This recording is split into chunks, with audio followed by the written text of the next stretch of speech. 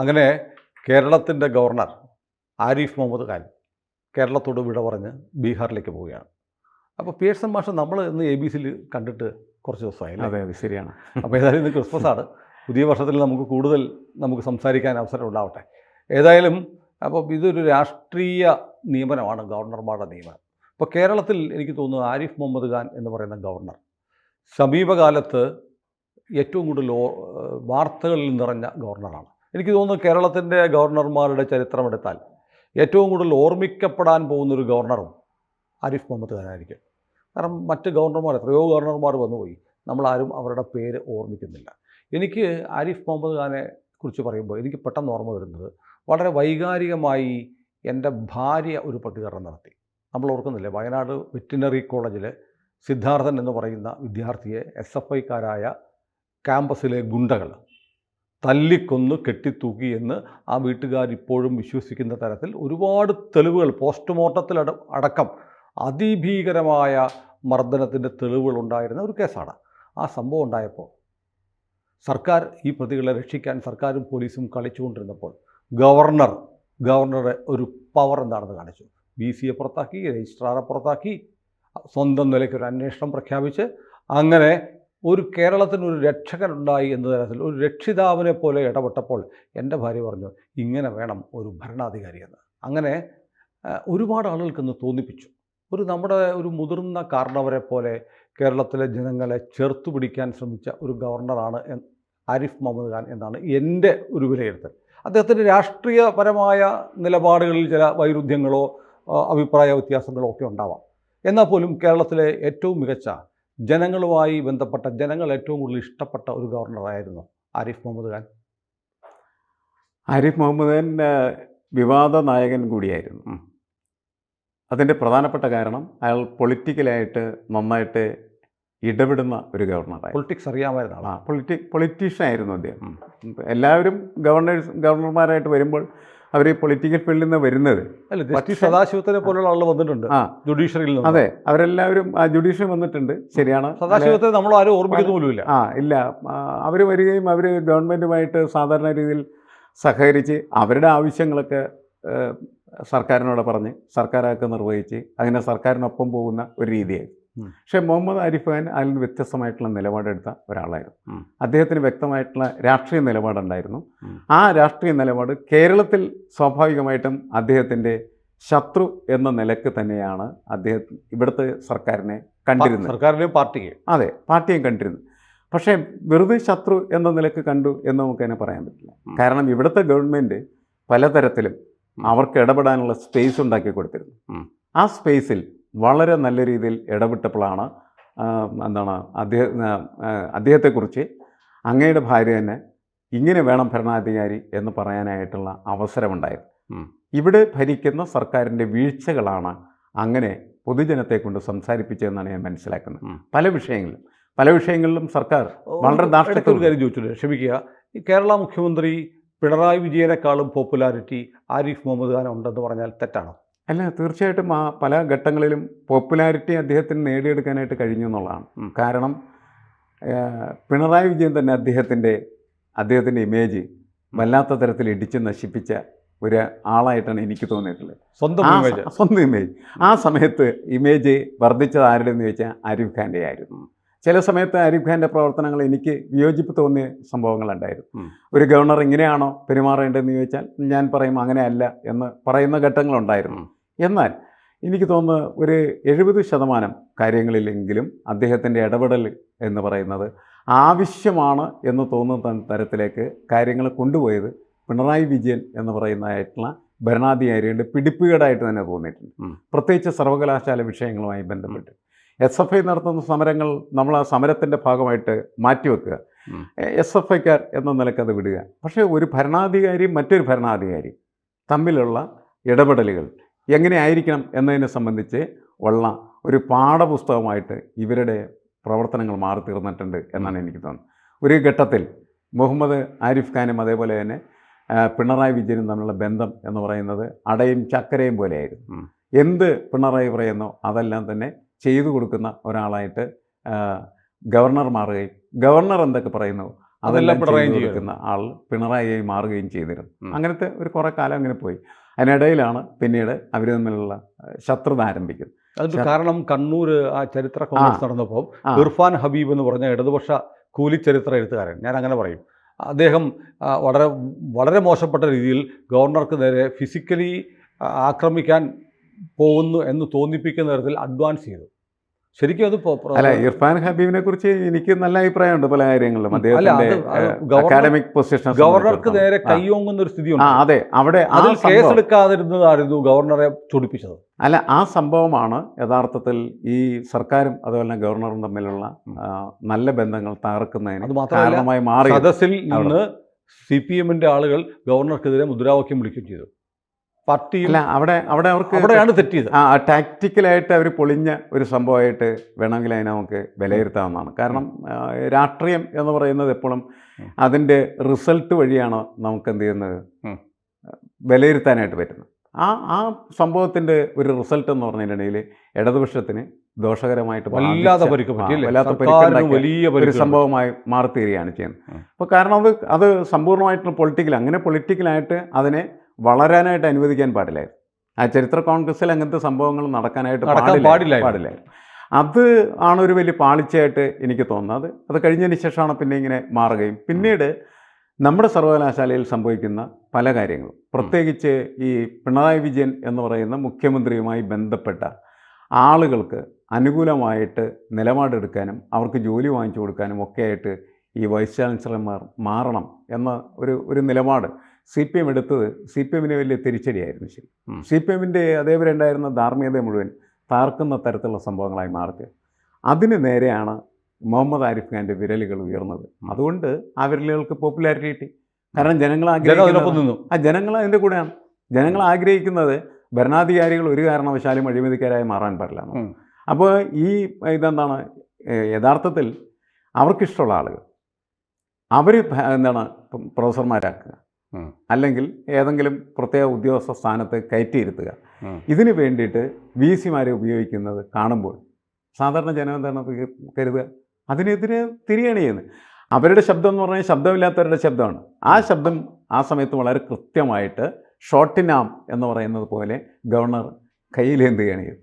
അങ്ങനെയാണ് അയാൾ പോപ്പുലറായി മാറുന്നത്. ആ പോപ്പുലാരിറ്റി അദ്ദേഹത്തിന് വളരെയധികം മൈലേജ് നൽകിയെന്നാണ് ഞാൻ മനസ്സിലാക്കുന്നത്. കേരള രാഷ്ട്രീയത്തിൽ പിണറായി വിജയൻ ഒരു അപ്രമാദിത്വത്തിന് ഉള്ള ഒരു വലിയ അതുല്യനായ ഒരു ഹൾക്ക് എന്നൊക്കെ പറയുന്ന കഥാപാത്രമില്ല, അതുപോലെ അതിഭീമാകാരനായി അതീവ കരുത്തുറ്റ ഒരു പ്രതീകമായി നിൽക്കുമ്പോഴാണ് ആരിഫ് മുഹമ്മദ് ഖാൻ വരുന്നത്. പിണറായി ശരിക്കും പലകുറി ആരിഫ് മുഹമ്മദ് ഖാൻ്റെ മുന്നിൽ തോറ്റിട്ടുണ്ട്.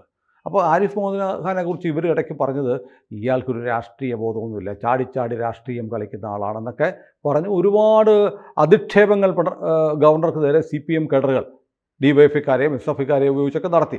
അതിലൊന്നായിരുന്നു അദ്ദേഹം കോൺഗ്രസിൽ നിന്ന് വിട്ട് BJP ആയ ആളാണെന്ന് പറയുന്നത്. പക്ഷേ കോൺഗ്രസിൽ നിന്ന് അദ്ദേഹം വിട്ടത് എങ്ങനെയാണെന്ന് ഓർമ്മിക്കുന്നുണ്ടല്ലോ.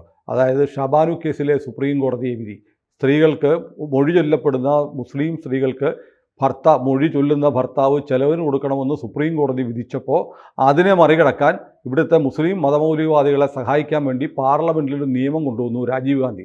അന്ന് രാജീവ് ഗാന്ധി മന്ത്രിസഭയിൽ മന്ത്രിയായിരുന്ന ആരിഫ് മുഹമ്മദ് ഖാൻ അതിൽ പ്രതിഷേധിച്ച് രാജിവെച്ചു. ഈ നാട്ടിലെ മുസ്ലിം സ്ത്രീകളുടെ അവകാശങ്ങളെ അട്ടിമറിക്കാൻ സർക്കാർ നിൽക്കുന്നതിനോട് യോജിക്കാൻ പറ്റില്ല എന്ന് പറഞ്ഞിട്ടാണ് മുസ്ലിമായ ആരിഫ് മുഹമ്മദ് ഖാൻ രാജിവെച്ചിറങ്ങിയത്. എന്നിട്ട് അദ്ദേഹത്തിന് കോഴിക്കോട് കടപ്പുറത്ത് സ്വീകരണം കൊടുത്തത് CPM-ആണ്.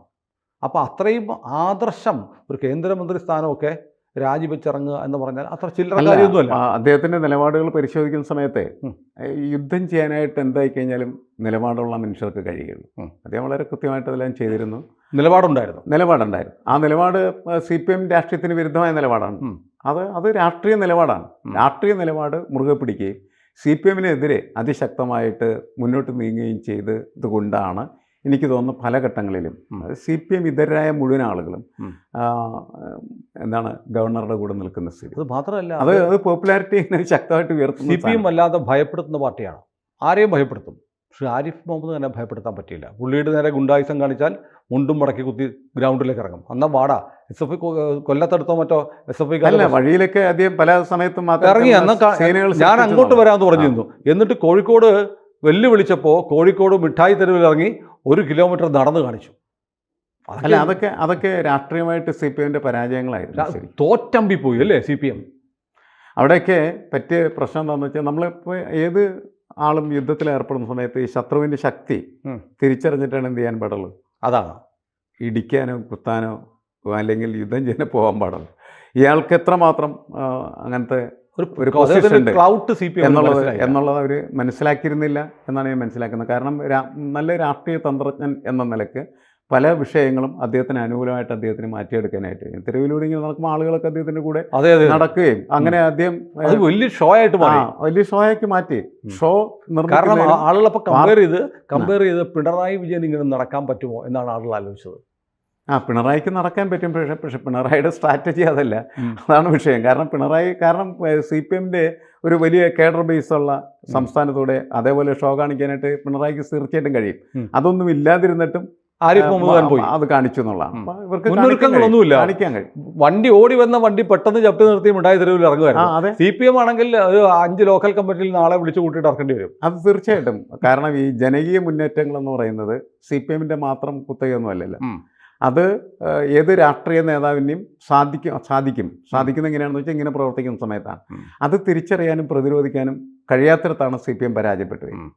പൊളിറ്റിക്കലായിട്ട് ചിലപ്പോൾ CPM എടുക്കുന്ന നിലപാടുകൾ ശരിയാണെങ്കിൽ പോലും അതിൻ്റെ മേൽ പോലും വിജയം നേടാനായിട്ട് ആരിഫ് മുഹമ്മദിന് കഴിഞ്ഞത് ഒന്ന് കേരളത്തിൽ CPMന്റെ ഈ ധാർഷ്ട്യം നിറഞ്ഞിരിക്കുന്നതായിട്ടുള്ള പ്രവർത്തനത്തിനോടുള്ള ഒരു വെറുപ്പും എതിർപ്പും അതിശക്തമാണ് ആരിഫ് മുഹമ്മദ്. അതെ, അതിനെ അടിക്കുന്ന ഒരാൾ. നമ്മൾ ഈ സിനിമയിലൊക്കെ ഇത്തരത്തിലുള്ള ധാർഷ്ട്യത്തിൻ്റെ തലക്കടിക്കുന്ന ആളുകൾ, നായകന്മാർ, അവർക്കൊക്കെ വലിയ കയ്യടി കിട്ടില്ലേ? അതേ കയ്യടിയാണ് ആരിഫ് മുഹമ്മദ് വാങ്ങിച്ചത്. TN ശേഷനെ കുറിച്ച് പറയാറുണ്ട്, അദ്ദേഹം ഇലക്ഷൻ കമ്മീഷണർ ആയതിനു ശേഷമാണ് ഇങ്ങനെയുള്ള അധികാരങ്ങളൊക്കെ ഒരു ഇലക്ഷൻ കമ്മീഷണർ ഉണ്ടെന്ന് ജനം മനസ്സിലാക്കിയതെന്ന് പറയുന്ന പോലെ ഒരു ഗവർണർക്ക് എന്തൊക്കെ ചെയ്തു കൊടുക്കാമെന്ന് കാണിച്ച് വിജയശ്രീലാളിതനായിട്ടാണ് ആരിഫ് മുഹമ്മദ് ഖാൻ മടങ്ങുന്നത്. പക്ഷേ വേറൊരു കാര്യമുണ്ട്, CPMന്റെ സമയം നല്ലതാവാൻ സാധ്യതയില്ല. രാജേന്ദ്ര വിശ്വനാഥ് അലോക്കർ പുതിയ ഗവർണർ വരുന്നു. ഗോവയിൽ മനോഹർ പരീക്കർ കേന്ദ്രമന്ത്രിയായപ്പോൾ മുഖ്യമന്ത്രി വരെ ആയേക്കും എന്ന് കരുതിയ ചെറുപ്പം മുതലേ RSSകാരനായിരുന്ന ഒരാളാണ് ആരിഫ് മുഹമ്മദ് ഖാൻ. അങ്ങനെയല്ല, ചെറുപ്പം മുതലേ RSSകാരനായിരുന്ന ഒരാൾ, ഹിമാചലിലും ബീഹാറിലും മുഖ്യമന്ത്രിയായിരുന്ന ആൾ. എന്തിന് കനയ്യകുമാർ ബഹളം വെച്ചപ്പോൾ അങ്ങനെ വായി തോന്നുന്നൊന്നും പറയാൻ പറ്റില്ല എന്നൊരു രാഷ്ട്രീയക്കാരനെതിരെ വരെ തിട്ടൂരമിറക്കിയ പാരമ്പര്യമുള്ള ഒരു ഗവർണറാണ് കേരളത്തിലേക്ക് വരുന്നത്. CPMന് ഇനി അത്ര നല്ല കാര്യമൊന്നുമില്ല. എന്നാൽ ഒന്നാന്തരം രാഷ്ട്രീയം, ഒന്നാന്തരം സംഘി വരികയാണ്. ഒന്നാന്തരം സംഖ്യ വരുമ്പോൾ എന്ത് നിലപാടെടുക്കണം എന്ന് CPM ആലോചിക്കേണ്ടത് ആവശ്യമാണ്. മുഹമ്മദ് ആരിഫ് ഖാൻ വന്ന സമയത്ത് സംഭവിച്ച അബദ്ധങ്ങൾ ഇദ്ദേഹത്തിൻ്റെ മുന്നിൽ അവതരിപ്പിക്കാതിരുന്നാൽ അവർക്ക് വളരെ സെക്യൂർഡായിട്ട് മുന്നോട്ട് പോകാൻ കഴിയും എന്നാണ് ഞാൻ കണക്കാക്കുന്നത്. കാരണം പല വീഴ്ചകളും ഇവരുണ്ടാക്കിയ വീഴ്ചകളായിരുന്നു.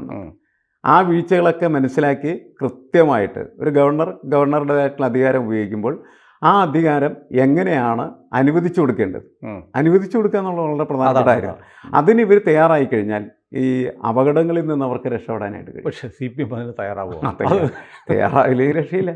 അല്ല, നമ്മളെപ്പോഴും ഏത് പൊളിറ്റിക്കൽ പാർട്ടി ആയി കഴിഞ്ഞാലും ആ പൊളിറ്റിക്കൽ പാർട്ടീസിനൊക്കെ തന്നെ ആക്ടിവേറ്റ് ചെയ്യാൻ പറ്റുന്നതായിട്ടുള്ള ചില പ്രത്യേക സ്പേസുകളുണ്ടാകും.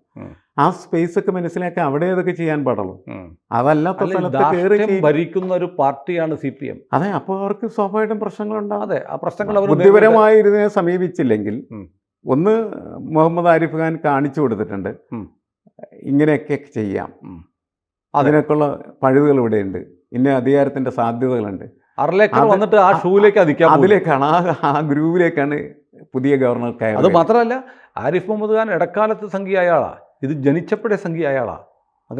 അതിൻ്റെ പ്രശ്നം അതിനിപ്പോൾ എന്നും CPM മാത്രമല്ല, കേരളത്തിൽ ഇപ്പോൾ CPM അല്ല, അതിന് പകരം UDF ആണ് അധികാരത്തിൽ വരുന്നെങ്കിൽ പോലും അവരൊക്കെ ഇനി വരാൻ പോകുന്ന കാലത്ത് കേന്ദ്രത്തിൽ അധികാരത്തിൽ നിൽക്കുന്നത് BJP ആണെങ്കിൽ ഈ സംഘികളായിട്ടുള്ള ഗവർണർമാരെ ഹാൻഡിൽ ചെയ്യാനായിട്ടുള്ള വൈദഗ്ധ്യം നേടേണ്ടി വരും, അല്ലെങ്കിൽ അവർ വലിയ പ്രശ്നം. ഏതായാലും ബീഹാറിലേക്കുള്ള ആരിഫ് മുഹമ്മദ് ഖാൻ്റെ ദൗത്യത്തിനും പൊളിറ്റിക്കൽ പിന്നെ രാഷ്ട്രീയ പ്രാധാന്യം അവരുടെ ഭരണമാണ്. അതുകൊണ്ട് യുദ്ധമൊന്നുമില്ല. പക്ഷേ അവിടെ ഒരു പ്രശ്നമുണ്ട്. അവിടെ ബീഹാർ തെരഞ്ഞെടുപ്പിലേക്ക് പോകാൻ പോകുന്ന സംസ്ഥാനമാണ്. അപ്പോൾ ആരിഫ് മുഹമ്മദ് ഖാനെ പോലെയുള്ള പരിണിതപ്രജ്ഞനായ ഒരു ഗവർണർ വരുന്നു. നിതീഷിൻ്റെ പാർട്ടിക്ക് MLA മാർ കുറവാണ്. BJP ആണ് അവിടെ വലിയ കക്ഷി. BJP ഗിഫ്റ്റ് കൊടുത്ത മുഖ്യമന്ത്രി സ്ഥാനമാണ് നിതീഷ് കുമാറിൻ്റേത്. അപ്പോൾ 2 വർഷം കഴിഞ്ഞ്, 2 വർഷം വേണ്ട, അധികം ദൂരെ അല്ലാതെ തിരഞ്ഞെടുപ്പ് വരുന്നുണ്ട്. അപ്പോൾ അടുത്ത കുറേ മാസങ്ങൾ ബീഹാറിലെ ഗവൺമെൻറ്റും ഗവർണറും കൂടെ ചേർന്ന് എന്തെങ്കിലുമൊക്കെ രാഷ്ട്രീയ മാജിക്കുകൾ കാട്ടി അല്ല, അവിടുത്തെ ഭരണം നിലനിർത്താനുള്ള ശ്രമമായിരിക്കും. അല്ല, അവിടെ പ്രധാനപ്പെട്ട പരിപാടി എന്ന് പറഞ്ഞു കഴിഞ്ഞാൽ ബി.ജെ.പിയെ മാറ്റി ബി.ജെ.പിയുടെ മുഖ്യമന്ത്രിയെ കൊണ്ടുവരലാണ് ബി.ജെ.പിയുടെ അവിടുത്തെ സ്ട്രാറ്റജി. ഞാനങ്ങനെ മനസ്സിലാക്കുന്നു. പക്ഷേ അത് പരിക്കില്ലാതെ നടക്കണം. പരിക്കില്ലാതെ നടക്കാനായിട്ട് മുഹമ്മദ് ആരിഫ് ഖാൻ വലിയ ഒരു സഹായമായിരിക്കും, വലിയ റോൾ അദ്ദേഹത്തിനുണ്ടാകുമെന്നാണ് ഞാൻ കണക്കാക്കുന്നത്. കാരണം തെരഞ്ഞെടുപ്പിലാൻ കഴിഞ്ഞ് ഭൂരിപക്ഷമുള്ള കക്ഷിയുടെ നേതാവിനെ അദ്ദേഹം തിരഞ്ഞെടുക്കാൻ തീരുമാനിച്ചാൽ അത് ബി.ജെ.പിയിലേക്ക് ചെയ്യാമായിരുന്നു. അത് ചെയ്യാമായിരുന്നു. ബി.ജെ.പി കൊടുത്ത കുഴപ്പമില്ലാത്ത രീതിയിലാണ്. അതാണ് പ്രശ്നം. നിതീഷിന് ഇനി ഒരു തെരഞ്ഞെടുപ്പിന് ഒരു ടൈമിനുള്ള ബാല്യമൊന്നുമില്ല. നിതീഷ് സ്വമേധയാ മാറി ഒരു ഭാരതരത്നമൊക്കെ മേടിച്ച് അത് സ്വമേധയെ മാറുന്നതായിരിക്കും അദ്ദേഹത്തിന് നല്ലതെന്നാണ് ഞാൻ കണക്കാക്കുന്നത്. കാരണം അല്ലെങ്കിൽ എന്ത് പറ്റുമെന്ന് വെച്ച് കഴിഞ്ഞാൽ ഇവർക്ക് ഉന്തിയിടേണ്ടതായിട്ട് വരും അദ്ദേഹത്തെ. ഒരു ഭാരതരത്നം ഒരാവശ്യമില്ലാതെ അയാൾ മറിഞ്ഞു വീഴേണ്ടി വരും. അതില്ലാതെ മുന്നോട്ട് പോകുന്നതായിരിക്കും നല്ലത്. ഇതൊക്കെ ഞാൻ പറയുന്നത് പൊളിറ്റിക്സിൽ ബുദ്ധിപരമായ വെറുതെ അല്ല ബീഹാറിലേക്ക് അതാണ് നമ്മൾ അങ്ങനെ കണക്കാക്കണം. അതായത് രണ്ടാമത് അദ്ദേഹത്തിന് ഗവർണർ പദം നൽകുന്നു എന്നതിനേക്കാൾ ഉപരിയായിട്ട് ബി.ജെ.പി അദ്ദേഹത്തെ ഫലപ്രദമായിട്ട് ബീഹാർ ഉപയോഗിക്കാനായിട്ട് ആഗ്രഹിക്കുന്നു എന്നുള്ളതാണ്. അങ്ങനെ ഞാനതിനെ കണക്കാക്കുന്നതാണ്. അദ്ദേഹം ഇന്ന് തന്നെ ഡൽഹിക്ക് മടങ്ങുകയാണ്. ഏതായാലും കേരളത്തിൽ ഒരു നാഥനുണ്ട് എന്ന് തോന്നിപ്പിച്ച ഗവർണറാണ് ആരിഫ് മുഹമ്മദ് ഖാൻ. അദ്ദേഹത്തിന് നമുക്ക് സ്നേഹപൂർവ്വം യാത്രാ മംഗളങ്ങൾ നേരം. അദ്ദേഹം വളരെ നല്ല രീതിയിൽ അവിടെ പോയി ബി.ജെ.പിയുടെ ആവശ്യങ്ങളും ആഗ്രഹങ്ങളൊക്കെ സാക്ഷാത്കരിക്കട്ടെ. ഭരണഘടനാപരമായ തൻ്റെ ബാധ്യതകൾ നിറവേറ്റട്ടെ എന്ന് ഞാൻ പറയുള്ളൂ. ശരി, എന്തായാലും അദ്ദേഹം രണ്ടും ചെയ്യാനായിട്ട് പ്രാപ്തനാണ്. അദ്ദേഹം അത് തെളിയിച്ചു, കേരളത്തിൽ അദ്ദേഹം തെളിയിച്ചു. അതങ്ങനെ നടക്കുമെന്നാണ് ഞാൻ. അപ്പോൾ എല്ലാ ആശംസകളും പറയാം. കൂടുതൽ വാർത്തകളും വിശേഷങ്ങളും നിങ്ങളിലേക്ക് എത്താൻ ABC മലയാളം സബ്സ്ക്രൈബ് ചെയ്യുക, ബെൽ ബട്ടണും അമർത്തുക.